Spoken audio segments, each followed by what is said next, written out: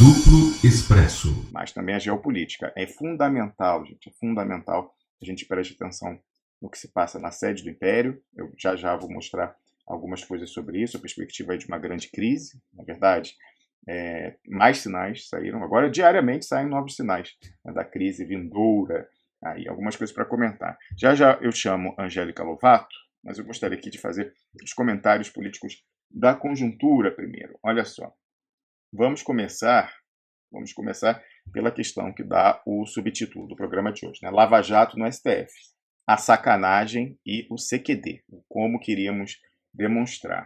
Bom, ontem a gente encerrou o programa mostrando que é oficial, que é cilada, né? A história da suposta saída do Lula da carceragem lá da Superintendência da Polícia Federal no Paraná, porque a gente já tinha visto o pronunciamento do Dallagnol, o pronunciamento do desembargador Laus, presidente do TRF4, né, todos eles, aliás, um dos mais importantes foi o do Laus, né, esse desembargador, que ele falou, olha, ele não é bem-vindo onde ele está, né, deixando claro que o ponto central, o ponto focal, é essa retirada dele de lá, para quê? Para melhorar, para deixar ele em casa? Não, não é isso. Certamente é para colocar ele numa situação de isolamento ainda maior, em que ele não possa ficar recebendo entrevistadores quase todo dia, como tem feito, personalidades estrangeiras, até muitas vezes o próximo presidente da Argentina, ele recebeu, acho que recebeu até mais de uma vez, não foi? O Alberto Fernandes, outras pessoas aí, né, Jean-Luc Mélenchon, uma liderança nacional, não, botar num presídio federal,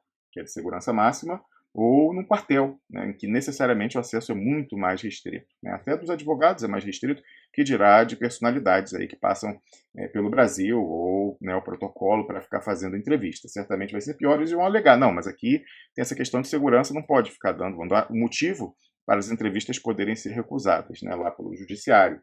E aí, no fim do programa de ontem, eu comentei que chegou, né, o CQD, não bastava apenas o pronunciamento do Dallagnol, quer dizer, do Dallagnol, do Laus e do PT jurídico. Já falei da minha regra pessoal, né, de ouro do Brizola, adaptação. Regra de ouro do Brizola. Globo é a favor, seja contra. Globo é contra, seja a favor. Aí eu falei o seguinte, ó, não, a minha, né, adaptação é o seguinte, PT jurídico é a favor, seja contra, PT jurídico é contra, seja a favor, né, na adaptação da regra de ouro do Brizola. Aí, no final do programa, a gente viu que sequer de adaptação carecia. Por quê? Porque a Globo, a atriz principal da regra de ouro do Brizola, ela saiu a campo ontem dizendo que o Lula tem que sair imediatamente da carceragem da Polícia Federal. Então a gente pode recorrer não só à minha regra de ouro pessoal, que é subsidiária, mas a principal. A gente pode recorrer à regra do Brizola, né? Olha só. Então, eu mostrei aqui ontem no fim do programa o editorial, hein? Então é a posição da família Marinho, o editorial dizendo que o Lula faz uso político da prisão e que essa decisão de não sair da cadeia desrespeita a justiça. Que é parte de um projeto lá no corpo do texto, dizem que ele tem que sair imediatamente, né? E aí eu comentei aqui, ó, agora é oficial, a Rede Globo em editorial quer Lula fora da carceragem da Polícia Federal, na sua superintendência no Paraná, onde inclusive do outro lado da rua tem o acampamento Marisa Letícia. Ou seja, não há mais dúvida de que é cilada. Confirma o furo do duplo expresso de 6 meses atrás, foi quando a gente começou a falar dessa história, lá na época tratando da detração penal fake. Isso aí é para mandar o Lula para o isolamento em presídio federal, ou quartel.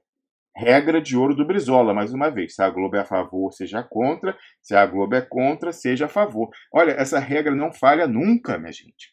Me fala uma vez na luta popular, na luta nacionalista no Brasil, em que essa regra estava errada e que a Globo estava do lado certo de quem nutre esses interesses aí, do interesse do povo e interesse do país. Não tem erro. Então, certamente isso aí é roubada, né? Certamente. Aí eu mostrando aqui que o PT jurídico, né, mais uma vez, estava junto com quem? Com a Globo, né? Sempre junto com a Globo, né? Então, como eu falei, a regra subsidiária, né, o acessório segue o principal, o PT jurídico é um puxadinho da Globo, né? Mas isso é uma regra no direito, o pessoal, todo mundo sai doutrinado na faculdade repetindo, o acessório segue o principal, o acessório segue o principal. Então, o acessório é o PT jurídico, o principal é a Globo. Então, é certo que o PT jurídico estava dando o sinal de qual era a posição da Globo. Se não tiver um pronunciamento da Globo sobre alguma questão, dá uma olhada no posicionamento do PT jurídico. Muito provavelmente você vai descobrir qual é o posicionamento da Globo. E aí, o que aconteceu no fim do dia? Né? O tal do julgamento lá ontem no STF, em que eles iam determinar a modulação a modulação daquela decisão deles que supostamente derrotou a Lava Jato, falando que pode ser considerado que há nulidade no caso de processos em que o pronunciamento do réu delatado não foi posterior ao pronunciamento do réu delator, quando ela se deu junto, como aconteceu nos processos do presidente Lula, nos dois, até agora, em que a gente já teve a sentença expedida pela juíza, prolatada. Então, o que aconteceu? Ainda no domingo, você, expressional, testemunha. A gente recebeu aqui o Fernando Nogueira Martins Júnior, penalista, e eu fiz questão de registrar, quando eu chamei ele para comentar isso, a questão da modulação, salvo engano, na segunda intervenção dele, eu falei, atenção no voto da Carmen Lúcia, que já tinha saído, em que ela fala aquela história de que no voto dela que o pessoal contou como se fosse vitória para a tese que poderia, ainda tem isso, poderia, é sempre no condicional, poderia beneficiar o Lula, ela falou, não, eu acho que tem nulidade sim, mas não tem nulidade se não há prejuízo à defesa. Então, o réu tem que provar que houve um prejuízo à defesa.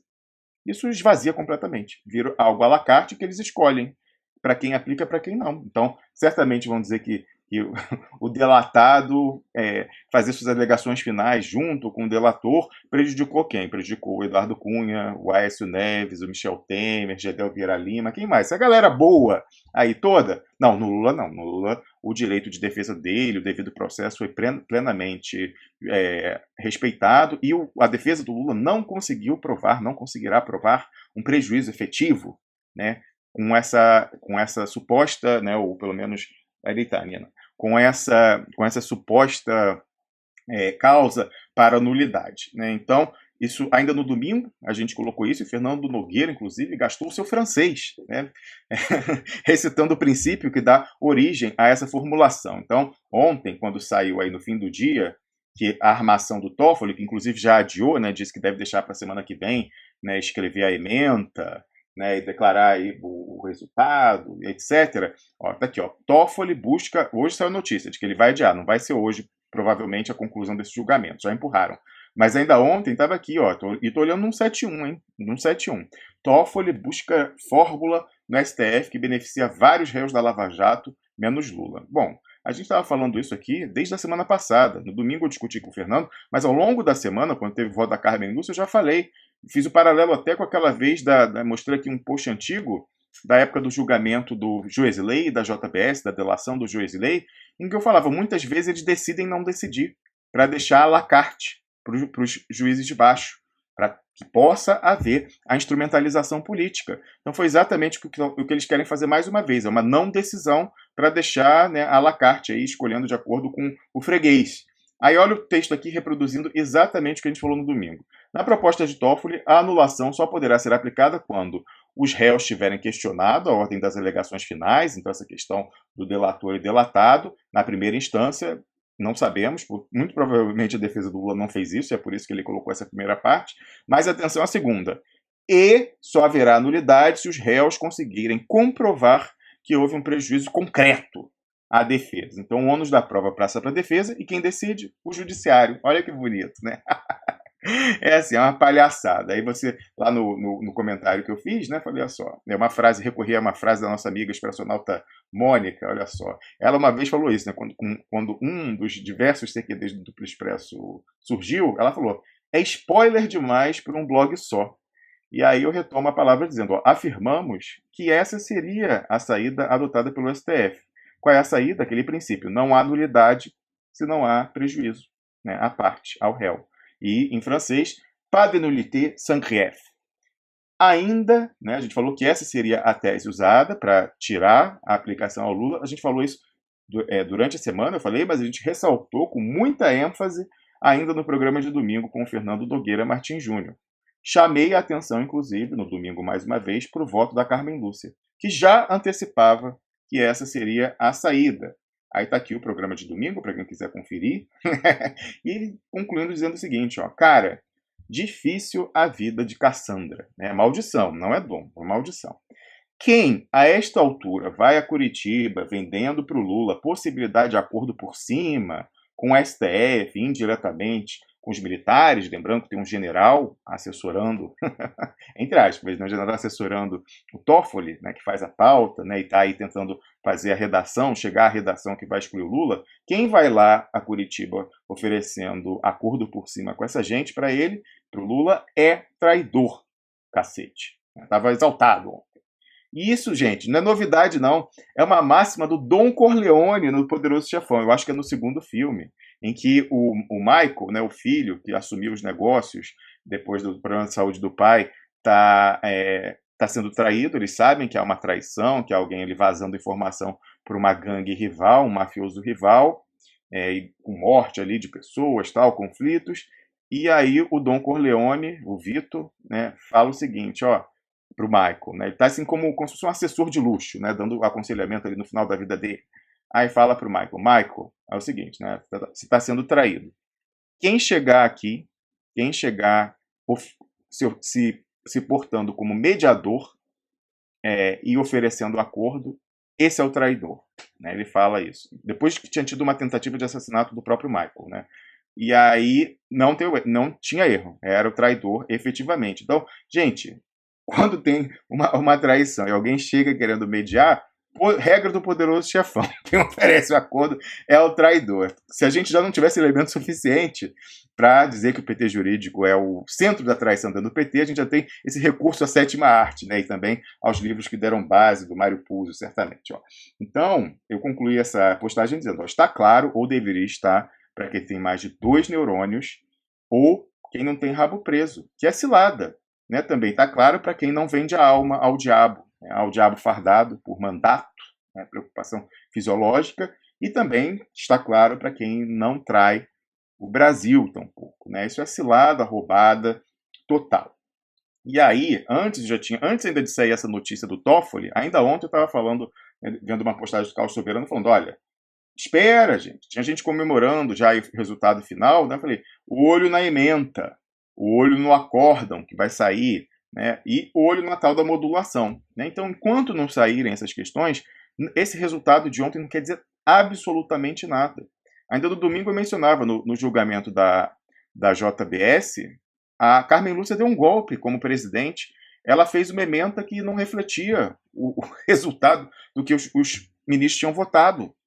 Né? Porque ela que proclama o resultado, aí ela ficou assim. E você vê ao vivo, tá? Gente, tá registrado. Esse julgamento eu nem precisei assistir, porque eu já sabia que ia ser. Agora, naquele da JBS foi muito interessante, porque você vê a dinâmica, como é que funcionam as coisas. Primeiro você vê ali o subtexto, né, linguagem corporal, o tom, você depreende muita coisa disso. Mas eu vi, quando chegou o final, ela, né, e fez uma redação lá para a ementa, que era para deixar essa coisa à la carte, né, deixar para o judiciário o poder total, o escrutínio total, para decidir conforme o caso, a quem beneficiar e a quem prejudicar. Então, como eu já tinha aprendido como é que a coisa funcionava lá em 2017, no julgamento da delação do juiz de lei, falei, vai ser a mesma coisa. E não deu outra. Então você fala, é um dom sobrenatural que vocês conseguem prever. Não, é trabalho, é estudo. Né? A gente vem fazendo, olhando esse tipo de coisa e atento ao que acontece fora, atento à história, atento a traçar paralelos que aconteceu, e a gente consegue acertar com um grau elevadíssimo. Né, nas previsões que a gente faz. No domingo a gente cantou a bola. Vai ser na modulação, vai ser a história de dizer que não tem nulidade se não houver prejuízo ao réu. Espera só sair a ementa e o acórdão, vocês vão ver que vai ser isso. Muito provavelmente, 99% de chance de ser isso o que vai sair. E aí a outra questão é o seguinte, né? Olha que interessante, a Lava Jato ontem se pronunciou, ou veio a público, ela tinha se pronunciado antes, quando ela fez aí a petição para a prorrogação de regime do Lula, dos procuradores, na sexta-feira passada, dizendo que eles desistiram de pedir que o Lula pague a multa para progredir de regime. Olha que interessante, aqui a notícia que saiu na Veja, né, reproduzida. Olha como esse pessoal teve uma mudança de coração de repente. Né?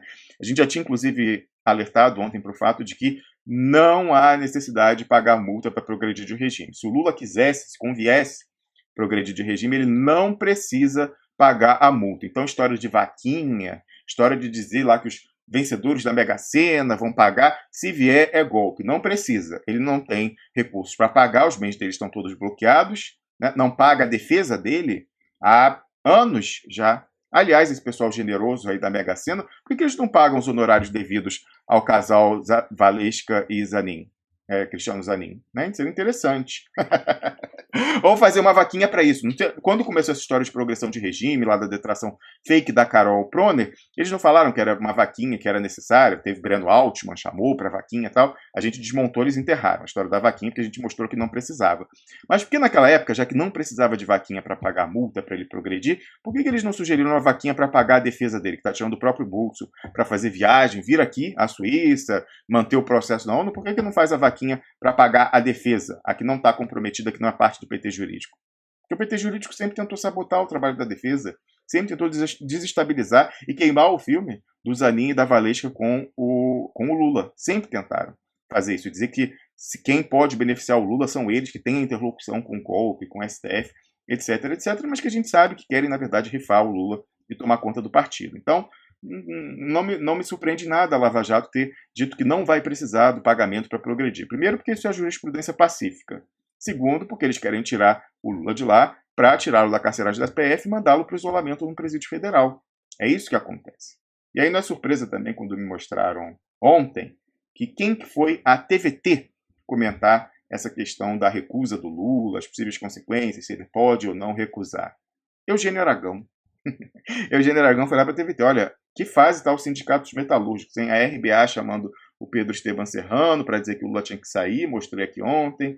A TVT chamando Eugênio Aragão. Aí vamos lá, ó. Me marcaram nisso aqui ontem, eu dei o print, né? Olha aqui no telão, o Eugênio conversando com a apresentadora. Eu falei, ó, Eugênio Aragão, assim como a Rede Globo, o Deltan Dallagnol e a Globo, né? Eu falei aqui, e o desembargador Laus, quer que o Lula saia da Polícia Federal. A sequência é o quê? Que eles não falam. Para ser mandado para um presídio federal, segurança máxima, ou um quartel. É mais um traíra do PT jurídico. E esse é outro CQD, outro como queríamos demonstrado duplo expresso. Dureza é ver isso na TVT. Anteontem tinha sido a RBA com Pedro Esteban Serrano. Que fase no Sindicato dos Metalúrgicos que mantém esses dois veículos, hein? Aí aqui, o que saiu na RBA, com a posição do Pedro Esteban Serrano, e quando eu falo de CQD sobre o Eugênio Aragão, é porque a gente tinha publicado meses atrás, acho que foi em junho, deixa eu ver aqui a data, aquele artigo falando de vezes em que o Eugênio Aragão agiu contra o Lula, inclusive com um pagamento régio, 1,76 milhão de reais. A gente publicou em 1º de junho isso aqui, ó, o artigo exclusivo a quem serve a militância paga, muito bem paga, de Paulo Pimenta, Vadir Damuz e Eugênio Aragão. 1,76 milhão para o Eugênio Aragão, isso por dentro, declarado. Lá para fazer uma defesa, suposta defesa do Lula, da candidatura do Lula no TSE, que era um ataque. Era para tirar do Lula o quanto antes e passar para o Fernando Haddad.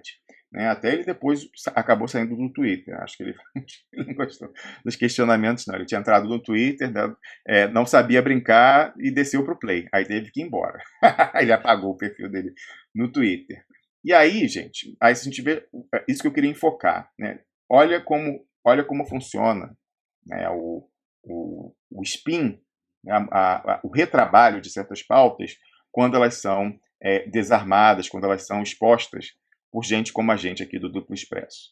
Eles falaram o seguinte, bom, eles estavam até a segunda-feira, até o Lula soltar na segunda-feira a carta de próprio punho, eles estavam insistindo que o Lula tinha que sair, o 247 publicou, ele tem o dever de sair, ele tem que sair para nos liderar, etc. Aí quando o Lula faz aquilo, eles todos retrabalharam, falaram, não, colou já a versão de que é uma cilada. Gleisi Hoffmann, inclusive, desde sexta-feira, né, deve estar ouvindo e lendo o Duplo Expresso, falou, não, tá esquisito isso, é cilada e tal. Falou, não, a narrativa de que é cilada está pronta.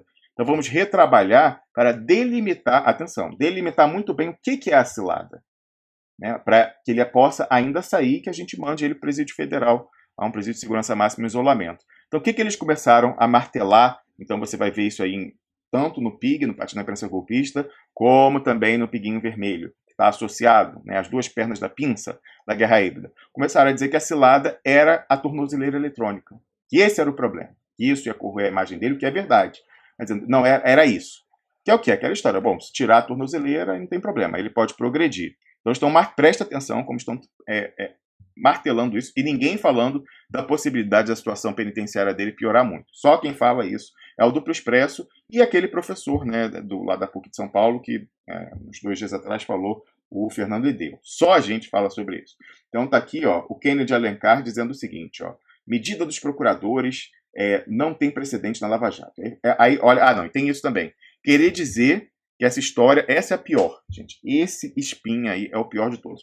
Dizer que a Lava Jato mandar esse pedido para o Lula progredir de regime é um sinal da fraqueza absoluta deles, da iminência da Lava Jato desabar. Então, como eles estão com medo de o STF pegar e soltar o Lula lá em cima, eles próprios pegaram e correram na frente, fizeram isso para mostrar que eles têm o poder de iniciativa ainda, que eles não teriam mais. Presta atenção no que eu acabei de dizer. O STF decidiu de um jeito e está fazendo uma modulação lá da decisão da história das nulidades para preservar o interesse da Lava Jato. Se eles estão com tão enfraquecidos, por que o STF vai se dobrar mais uma vez a Lava Jato? Não tem nada disso. Não tem história de vaza. E sempre o argumento, né? A Lava Jato está enfraquecida por causa do São Glenn Greenwald da esquerda perdida, né? É a Vaza Jato, eles estão morrendo de medo, estão com medo de ir para a cadeia e tal. E aí por isso que eles estão agora, né, dando os anéis para manter os seus dedos. Não é nada disso. Eles continuam com o mesmo poder, porque seguem atuando, defendendo os interesses do império, do imperialismo, são os patrocinadores deles. Então, aí o Kennedy Alencar vem dentro dessas duas coisas, dizendo que a história é o problema é a tornozeleira e que a Lava Jato está morrendo de medo, assim, tá num momento de muito enfraquecimento. Aí ele fala, então, o efeito é a Vaza Jato, foi o São Glenn, a oração para o São Glenn adiantou, ele ouviu. Então, intenção, que eles dizem, levar o STF a adiar o julgamento do habeas corpus de Lula, que questionam a imparcialidade de Moro e procuradores no caso do apartamento. Aí chamam, Dallagnol e companhia sentiram mudança de ventos no STF. Engraçado essa mudança de ventos, né? O pessoal está aí fazendo uma modulação. Vê quem se pronunciou, nessa matéria ali está dizendo, a lista de ministros que falaram que tem que modular e restringir o alcance da nulidade de quando houve a delação conjunta, as alegações finais conjuntas do delatado e do delator. Foram 8 votos a favor dessa modulação. Que mudança de vento é esse? Sempre foi isso. A Lava Jato sempre ganha lá de 8-3, 10-1, sempre foi isso. 8 falaram isso. Inclusive que o pessoal está falando, né? O pessoal, né, maravilhoso, né? São os nossos heróis, novos heróis, Alexandre de Moraes e tal, não sei o quê. Vai ver, Celso de Mello votou, todo mundo aí votando. Mas acho que Celso de Mello até votou que seja, nem tenha isso, que seja só daqui para frente, não tenha nulidade para trás, enfim. Uma leitura errada da realidade, mas mal intencionada. Né? Aí eu perguntei aqui, eu compartilhei isso, o Guilherme tinha me mandado essa posição do Kennedy Alencar, eu compartilhei dizendo o seguinte, bom, querer vir com esse papo de que eles estão amedrontados, intimidados diante do Lula, do STF, e que não é uma armação para tirar ele da superintendência da Polícia Federal e piorar a situação carcerária do Lula, aí eu falei, bom, depois do desembargador Laus, presidente da RF4, confessar que todo esse movimento é só para tirar o inconveniente Lula da Polícia Federal. Aí eu me pergunto, Kennedy Alencar, apesar dos seus anos de experiência, né, ter sido, inclusive, assessor de comunicação do Lula na campanha de 94, ter entrevistado, né, em junho, eu acho, o Lula, ter, inclusive, enchido o saco dele lá para ele aderir à história da detração penal, né, insistindo, quase um assédio moral, ele é ingênuo ou ele está no esquema? Esse aí que é um dos isentões, né? O rei dos isentões é ele e a rainha é a Helena Chagas. Né? Se eles tiverem um filho, vai ser o messias do isentonismo no Brasil. Então, ele é ingênuo ou ele está no esquema? Não sei. Responda aí vocês, personal. O que você acha? Se ele é ingênuo ou se ele está no esquema? Aí aqui, mais uma pessoa que eu me pergunto se é ingênuo ou se está no esquema. Quem que é? O autoproclamado. Lembra o ator que se autoproclamou presidente no Brasil, né? E o pessoal disse que essa era a salvação da esquerda, que era a bandeira de luta mais genial de todos os tempos, a história da autoproclamação do ator José de Abreu, a Rede Globo. Pois é, ele veio com esse papinho também, de que a Lava Jato está nos seus estertores, acabando. Então eu não conseguia ver porque ele me bloqueou, ficou incomodado com as coisas que eu falava sobre, principalmente quando eu comecei a criticar essa história dele ser o autoproclamado. Aí não gostou, magoou, ele me bloqueou. Então eu pedi pro pessoal mandar o print, e aí me mandaram, olha o que ele botou. Lava-jateiros só incomodam os bancos quando estão na porta da cadeia. A Lava Jato liga os 5 maiores bancos do país à lavagem de 1,3 bilhão. Olha só, ele dizer que a Lava Jato está na porta da cadeia, isso é ingenuidade, né? Ele não viu o julgamento, as ponderações que eu estou fazendo aqui, ele não tem ideia, não tem ninguém que entenda direito, que possa falar para ele que o julgamento do STF foi uma farsa e que eles decidiram não decidir e deixar à la carte para beneficiar quem eles quiserem. Ele é ingênuo ou ele está no esquema? Né? Não sei, assim, eu fico na dúvida, sinceramente. Eu não vou fazer uma afirmação leviana de passar juízo, mas eu quero saber, inclusive, a sua opinião expressional. Você acha que é ingenuidade ou se está no esquema? Né? Se está no esquema. E já eu falo dessa questão dos bancos. Né? O caso do... E aí qual é o problema aqui? Que você vê até graficamente, né? A tradução em desenho desse desvio de foco, desse retrabalho da pauta da progressão de regime do Lula, já que eles tinham perdido a batalha quanto a ser bom ou ser cilada, aí eles estão tentando delimitar o significado, né, de cilada. A cilada era a tornozeleira. O nosso amigo Cesare me mandou uma charge do Latuf, que é um chargista genial, aí, progressista, mas nessa ele aí foi ingênuo até. Se deixou levar pelo PT jurídico, por esse spin comunicacional, por esse retrabalho da pauta, delimitando que o problema é a tornozeleira. Então, aí, para quem está ouvindo só o áudio, é uma charge do Latuf, em que vem o Lula está na prisão, né, sentadinho aí no banquinho, aí pela janela, né, tem ali, você vê ao fundo uma árvore, uma macieira, né, com as maçãs, e aí entra pela janelinha uma serpente, né, e a serpente, então uma citação bíblica, em vez de estar oferecendo uma maçã para o Lula, está oferecendo uma tornozeleira eletrônica. E o Lula faz um sinal que não, que rejeita essa tentação. Na verdade, é muito mais complicado que isso, Latuf. A tornozeleira ela pode ser instrumentalizada para conseguir o fim pior, que é mandar o Lula para o isolamento. Então, dizer, olha, a gente ia botar, mas a gente abre mão da tornozeleira, né? Abrimos mão e tal, você pode manter a sua dignidade. Ele sair e ir para o isolamento. Então, você vê como é insidioso essa coisa do PT jurídico. Eles conseguiram retrabalhar, de segunda para cá foram derrotados pelo Duplo Expresso, e aí conseguiram retrabalhar ao ponto de influenciar uma charge do Latuf, de dizer que o problema era a tornozeleira. Não, o problema é muito além da tornozeleira. E aí eu compartilhei com esse comentário lá no Twitter falando, infelizmente o Latuf, que eu admiro muito, cai no foco diversionista lançado pelo PT jurídico, tão logo foi derrotado na segunda-feira com a recusa de Lula. Qual é o desvio de foco? É dizer que o problema é a tornozeleira. Não. O problema é quererem tirar ele da carceragem, da superintendência da Polícia Federal, para mandar para um presídio federal, segurança máxima, ou quartel. Fazem isso, esse desvio de foco, para o Lula aceitar quando a Lava Jato não mais exigia a tornozeleira. Eles já não disseram que abrem mão da multa? Na sequência vão dizer que não querem sequer tornozeleira. Vão falar, não, então acabou, o problema era esse e tal, né, o desgaste de imagem, você vai para casa, vai ficar domiciliar, vai ser tranquilo. Não, logo depois sai a confirmação no segundo julgamento do sítio e mandam ele para um presídio federal, aí de segurança máxima, ou um quartel, pior ainda, com um acesso muito limitado. E aí, mais uma vez, eu falei, esse deve ser o próximo passo. Olho aberto, e aí marquei eles, né, Gleisi Hoffmann, Cristiano Zanin e Valesca Teixeira. Veja que eles reciclaram, né, retrabalharam o discurso, fizeram um spin em 24 horas. Olha, o Tarso Genro, o Paulo Teixeira, o Pedro Serrano, o José Eduardo Cardoso e o Eugênio Aragão, né, todos eles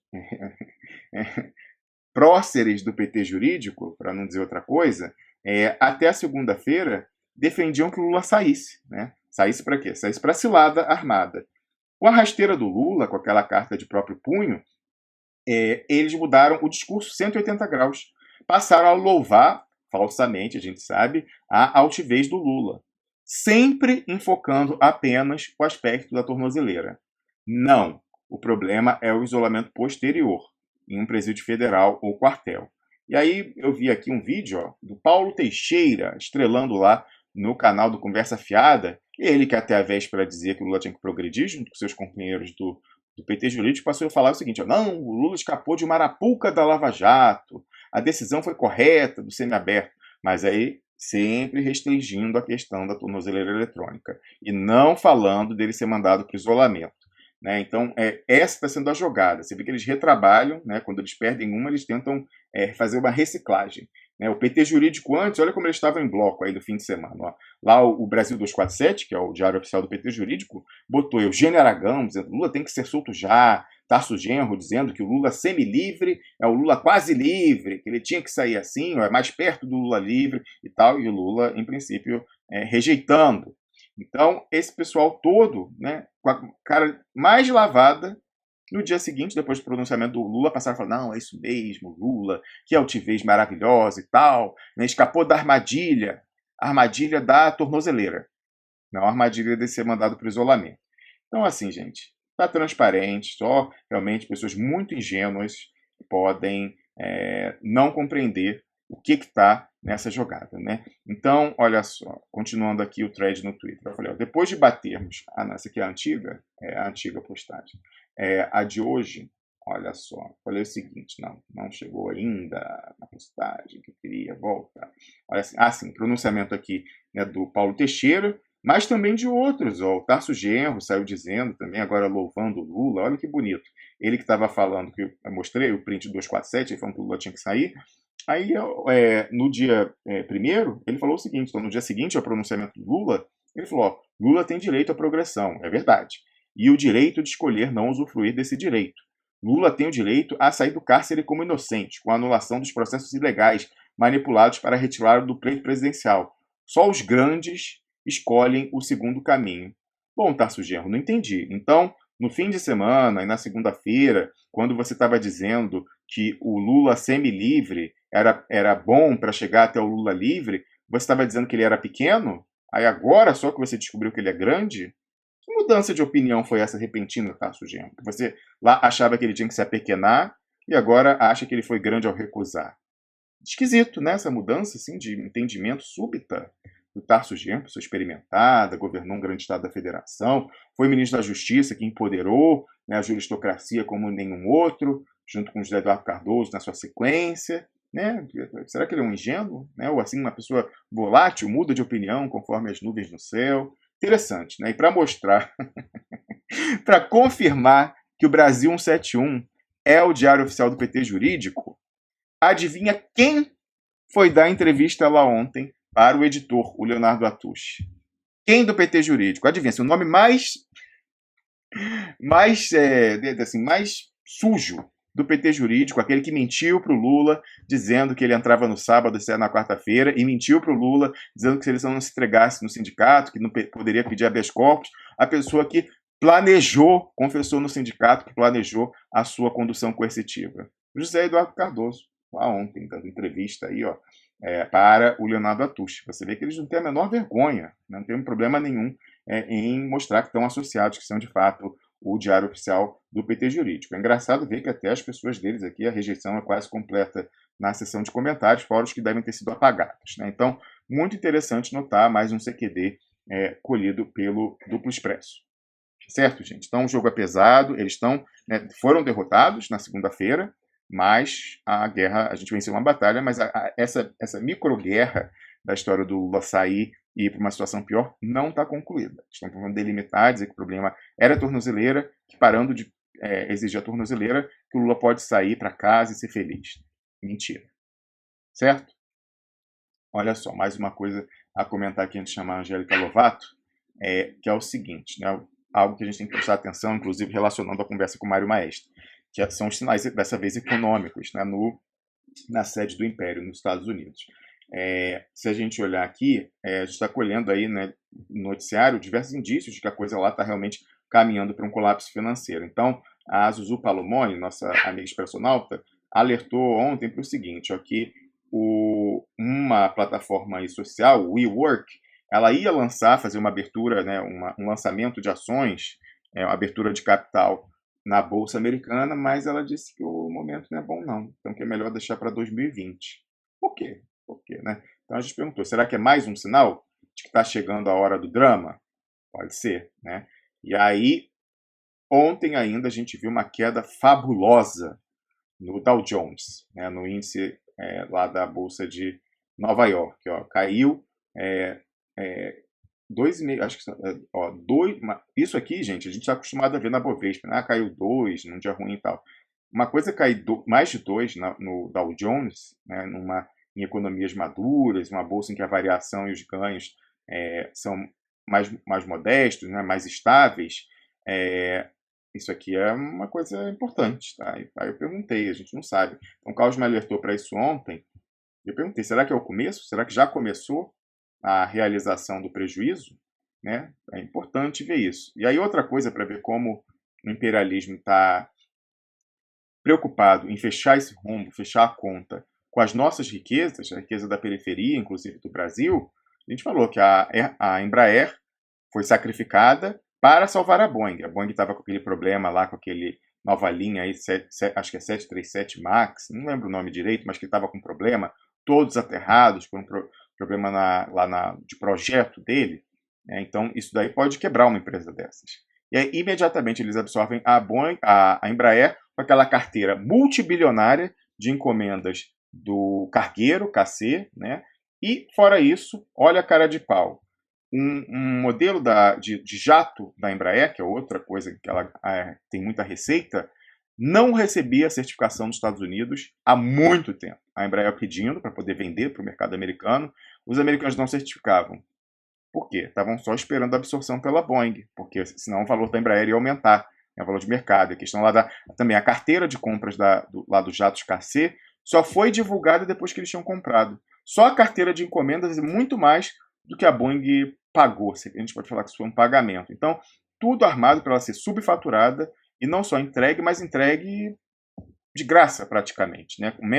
Na verdade, nem de graça, é mais do que de graça, porque o cara compra, paga uma coisa e a carteira de encomenda já é muito mais do que aquilo. Né? Esse bobear, que ela tem em caixa também, que nem foi o da Vale, né? A Vale tinha mais em caixa do que foi o preço da alienação do controle, quando foi privatizado em 97.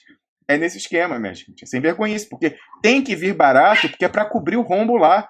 Mesmo, a gente pode discutir a conveniência ou não da desnacionalização, mas, para além disso, é roubo. É saque, porque tem que fechar a conta dos caras lá. Então, aí o que aconteceu? Entregou, deixou a Embraer ser absorvida pela Boeing. Opa, tem alguém me ligando aqui. Depois eu vejo. Não pode me ligar no programa, gente. Olha só. Foi a Embraer ser entregue, absorvida pela Boeing, e os Estados Unidos certificam o avião. Tá lá, ó. O Embraer Praetor 500, esse novo jato aí, que deve ter muito interesse, né, comercial, ele recebe a certificação internacional. Então agora já pode vender, se torna o melhor da categoria, né, vai conquistar o mercado mundial. Então você vê que é para levar tudo de graça, não vale comprar sequer pelo preço do mercado. A questão vai além da desnacionalização, é o saque mesmo da riqueza. Entendeu? Então tudo tem que ser entregue subfaturado. E aí, nesse caso a gente vê a confirmação dessa questão. E aí, minha gente, falando mais sobre essa questão dos ativos do Brasil serem usados para cobrir o rombo na matriz, a gente chega aos últimos campeões nacionais que sobraram. Você que é expressional testemunha, a gente vem falando aqui que ia chegar a hora dos bancos nacionais, sobretudo do Bradesco. A gente vem falando, anotamos aí, começou na semana passada, história de que um gerente do Banco do Brasil, que a Lava Jato chegou e falou que um gerente só lavou 200 milhões de reais e tal. O Banco do Brasil não precisa, precisa que sofrer um ataque para cair o seu preço de mercado e ele ser absorvido pelo Bank of America de graça. Então, vai ter um ataque a Banco do Brasil e Caixa também, pegando algum podre, alguma corrupção de lava-jato, não sei o quê, para fazer o preço cair e eles poderem entregar barato. Agora, do banco privado, né, o ataque não é só para desvalorizar, mas também para forçar o controlador a entrar na linha. Que nem a gente comentou aqui da Alstom, aquela fabricante, né, campeão nacional industrial da França, da indústria pesada, que os americanos... Blanca, vai estar! Que os americanos pegaram e prenderam o responsável por vendas na Ásia, colocaram num presídio federal de segurança máxima nos Estados Unidos, junto com mega traficantes perigosíssimos, aquelas gangues de dentro da cadeia, e ameaçando o restante da diretoria, que ou eles vendiam para a GE, ou melhor, deixavam a Alstom ser absorvida pela GE, que também estava em dificuldade, ou então o restante da direção, né, e dos acionistas poderia sofrer o mesmo destino daquele diretor, que foi usado como exemplo, né, do que poderia acontecer, e inclusive com esse ataque dos Estados Unidos, mostrando a corrupção na Alstom, a ação já desvalorizou, já caiu, então já ficou barato, já passou a ser subfaturada na absorção, mas fora isso você força o acionista a vender. Foi o que eles fizeram. É a mesma coisa que eles vão fazer com o Bradesco. Né? Assim, olhando, é o que vai acontecer. Então, a gente vem atentando aqui que o problema principal é o Bradesco, que precisa ser o controle do Banco do Brasil da Caixa Econômica, que eles vendem quando querem. É só uma questão de desvalorizar o ativo antes de entregar. Agora, o Banco do Brasil não, perdão, o Bradesco, eles precisam, além de desvalorizar o ativo, precisam convencer os herdeiros do Amador Aguiar a entregar. Então vai ter uma pressão de falar de corrupção e tal. Pimba, assim, na lata. Então, ontem saiu uma história, você vê, coisas que a gente sabe há muito tempo. Opa, cortou minha imagem aí, deixa eu abrir de novo, embora não esteja na minha imagem, mas deixa eu já abrir aqui para quando eu voltar, já que eu estou mais de meia hora sozinho, então preciso abrir, aguento um pouquinho, Expresso Nota, paciência. Já abri aqui o meu microfone e a minha imagem. Bom, nós estamos lá na tela, então a gente veio aí do blog do Ismael Moraes falando o seguinte, ó, publicado ontem, hein? Bancos lavaram 1,3 bilhão de propinas, diz a Lava Jato. É engraçado que a Lava Jato só tenha descoberto isso no ano 5 da operação. A operação começou em 2014. A gente sempre se perguntou, sempre falamos aqui do papel dos bancos, né? Patrícia Wauquiez, na época que eu falávamos, não existe, falávamos até dos bancos estrangeiros. É até curioso que a Lava Jato só se preocupe com os bancos brasileiros, porque se o pagamento era feito fora do Brasil, por que eles estão preocupados só com os bancos dentro? Né? Por que eles não pedem um SWIFT para mostrar o caminho internacional desse dinheiro, de que conta saiu, que conta entrou, porque a agência passou, etc. Não. Está aqui muito claro, eles delimitaram. O problema são os bancos do Brasil. Né? Naquele momento não convinha, porque os bancos estavam no golpe. Né? A burguesia brasileira burra não percebeu que o principal alvo do golpe geopolítico era ela, antes de ser o trabalhador do Brasil. Era a burguesia brasileira. Até a financista, em alguma medida. Não é só a industrial, não, da Odebrecht, não. Você vê que a burguesia financista brasileira também ia chegar à sua hora. E esse pessoal todo doido achou que, né, aderindo ao golpe e tal, que eles iam ser preservados. Não, não iam ser preservados. Eles querem a absorção de toda a riqueza do Brasil para cobrir o rombo na matriz. Então agora chegou a vez de Banco do Brasil, Caixa Econômica, Bradesco, inclusive a operação no Brasil do Santander, que é um banco estrangeiro. A gente sabe que no Brasil a lucratividade é altíssima. O Santander, quando eu morava na Espanha, né, lá a operação na matriz era prejuízo, e acho que era 83% do lucro mundial do Santander era no Brasil, por causa da taxa de juros, né, da cobrança de tarifa e tal. Pensa na importância disso. 83, o Santander é um grupo enorme, com atuação em toda a América Latina, outros países, acho que até na África, na Europa, né, atua em outros países. 83% do lucro global naquele momento da crise, ali em 2008, tal, 2009, vinha da filial brasileira. Então eles não vão deixar para o Santander. Possivelmente é para ser absorvida. Eles estão sacrificando até os aliados da OTAN. Não pegaram Alstom? Estão pegando também da Europa. A Europa vai cair também nessa brincadeira dos gringos para manter a sua primazia. Então eles já botaram na mira aí Bradesco, Banco do Brasil, Caixa Econômica e Santander. Além do Itaú, mas o Itaú parece que um contrato de gaveta já selou a entrega para os gringos. E aí você vê aqui nos montantes levantados pela Lava Jato, você vê claramente quem é o alvo. Olha o primeiro aqui, Bradesco, né? Desse 1,5 bilhão, 1,3 bilhão, eles dizem que quase 1 bilhão, 989,6 milhões, foi do Bradesco. Você vê que o Bradesco é o banco de predileção de corruptos no Brasil. Interessante isso. Não, você vê, o segundo colocado, com bem menos, é o Banco do Brasil, com apenas 200, que eram os 200 que tinham sido anunciados na semana passada, aí de apenas um gerente e tal. Aí depois aparece o Itaú com menos de 100, 94 milhões, Santander com 19,5, a Caixa com 4,1, dando um total de 1,3. Te avisou. O alvo é o Bradesco e está aqui de papel passado, numericamente exposto que o alvo é o Bradesco. Chegou a hora. Entendeu? Então, o duro ainda é ver que tem gente de esquerda comemorando, como se fosse uma coisa boa, falando assim, agora a gente vai à forra contra os bancos. Não, meu amiguinho, minha amiguinha de esquerda, você está pulando da frigideira para as chamas, porque vai ser desnacionalizado, os gringos, para cobrir o rombo na matriz, né? A filial vai ser sacrificada, né? Então vai ser absorvida, subfaturada.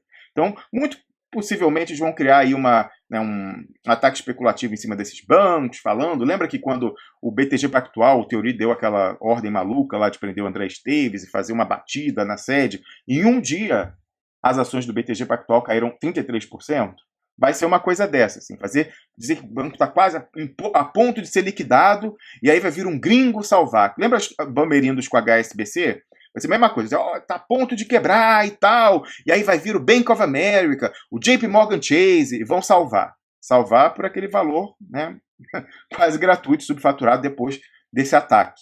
Então, é isso aí o que está desenhado. Você aprende lições da história, o que aconteceu com a HSBC e o Bamerindos, etc. E outros tantos aí que foram absorvidos por bancos estrangeiros em outros lugares do mundo, mas também no Brasil. E aí o terrível é ver um bando de esquerdiota, né, como eu coloquei aqui, uma pessoa me alertou, né, na notícia do UOL, falando, ó, Lava Jato liga 5 maiores bancos do país à lavagem de 1,3 bilhão. Começou, gente. Chegou a vez dos últimos campeões nacionais. E aí eu comentei falando, mais um CQD, mais um como queríamos demonstrar. O pior é ver um bando de esquerdiota achando que é um desdobramento positivo. Ai, agora a Lava Jato foi para cima do poder real, para cima dos bancos.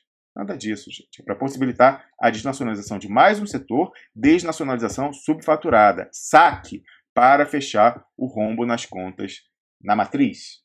Na matriz. Bom, gente, para fechar mesmo, eu queria falar o seguinte, né? Como, soltar um suspiro assim, né? Um suspiro apaixonado. O que falta para a gente ter um Vladimir Putin no Brasil, né? Quem foi o único líder no mundo a ter coragem de falar que não cai na esparrela da Greta Thunberg? Só o Vladimir Putin, né? Então ontem a RT publicou aqui, ó, dizendo o seguinte, ó, uma fala do Putin, aspas, ó, eu posso decepcionar vocês, mas eu não partilho desse excitamento, dessa excitação, né, dessa animação geral com relação ao discurso da Greta Thunberg. Enquanto você viu a suposta esquerda brasileira, a esquerdiota toda, dizendo que a bandeira de salvação global e nacional era Greta Thunberg, né, a nova gringa que vai salvar o Brasil para derrotar o Bolsonaro, uma pessoa que defende, ele sim, os interesses do seu país, falou, não estou nessa não. Aqui ela não se cria. Na Rússia, Greta Thunberg não se cria. Tem coisas que só um Vladimir Putin faz, né? Cadê o Putin brasileiro? Vai vir? Se não vier, a gente tem que se virar sem ele, gente. A situação está dramática. Duplo Expresso.